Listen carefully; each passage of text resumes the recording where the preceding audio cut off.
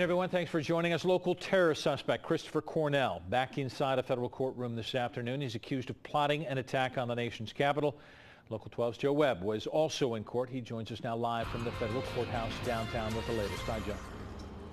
Hey, Brad. You know, Christopher Lee Cornell was hardly in the courtroom 5 minutes this afternoon. The arraignment in front of Magistrate Judge Stephanie Bowman lasting only 4 minutes, but enough time to clarify some issues and for Cornell to plead not guilty to 3 terror-related charges that could send him to prison for life.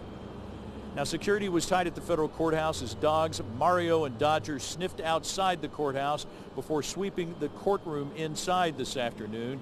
As he did last Friday, Christopher Lee Cornell stood with Public Defender Karen Sevier.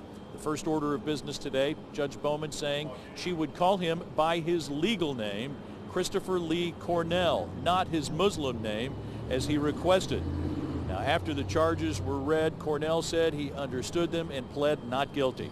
Now, he was arrested 8 days ago as he left a gun store in Colerain Township with 2 semi-automatic rifles and 600 rounds of ammunition. The FBI had been monitoring Cornell since August and say he was plotting to attack the U.S. Capitol and carry out violent jihad.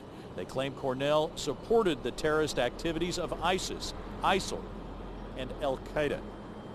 Now, last week, Cornell's public defender asked Judge Bowman to order jailers to respect Christopher Lee Cornell's Muslim beliefs, his religious beliefs, and she specifically asked that he be given a prayer rug and access to a clock so he could know what time it was and know when to pray. The judge asked if those requests had been met, and the public defender said they had. But the judge made it clear he is going to be tried as Christopher Lee Cornell, not as Raheel Marous Ubeda. Brad? Joe, thanks very much. Appreciate it. That's the latest. Paula?